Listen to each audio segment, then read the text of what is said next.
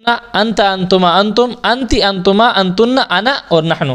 السلام علیکم ورحمۃ اللہ وبرکاتہ۔ ایک نئی ویڈیو میں پھر سے آپ سب کو خوش آمدید۔ آج کے سبق میں ہم عربی گرامر کے سب سے اہم موضوع پر گفتگو کرنے والے ہیں، اور وہ موضوع ہے ضمائر کا بیان۔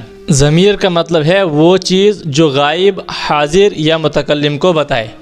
جو غائب، حاضر یا متکلم پر دلالت کرے اس کو ضمیر کہتے ہیں۔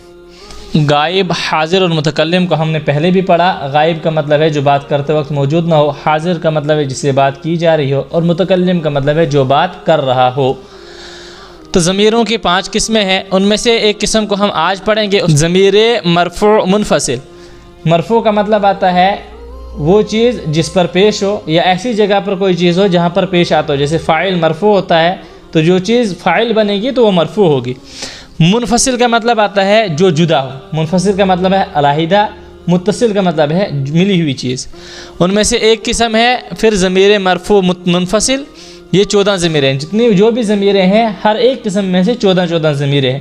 جس طرح فعل 14 ہوتے ہیں اسی طرح ضمیریں بھی 14 ہوتی ہیں۔ آج ہم ان میں سے پڑھیں گے ضمیر مرفوع منفصل کو، اور یہ 14 ضمیریں ہیں۔ کیا ہے وہ؟ ہوا، ہما، ہم۔ اس کے نیچے دیکھیں ہم نے 1، 2 اور 3 کو لکھ کے رکھا ہے۔ اس کا مطلب ہے ہوا واحد کے لیے، واحد کا مطلب 1، ہما تثنیہ کے لیے، ہم 3 کا مطلب ہے 3 یا 3 سے زائد یعنی جمع کے لیے آتی ہے۔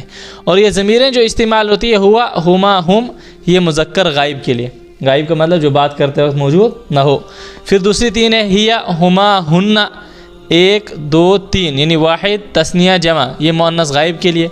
انت، انتما، انتم، یہ بھی واحد تثنیہ جمع مذکر حاضر کے لیے استعمال ہوتی ہے۔ انت ایک مرد، تو ایک مرد، انتما تم 2 مرد، انتم تم سب مرد۔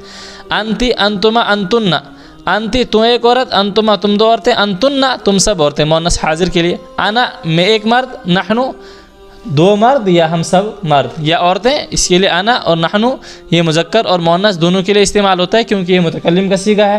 پہلے بھی ہم نے پڑھا ہے متکلم کے اندر مذکر اور مؤنث کا کوئی فرق نہیں ہوتا ہے۔ تو دیکھیے بنیادی طور سے ہمارے پاس ضمیریں 14 ہو گئی۔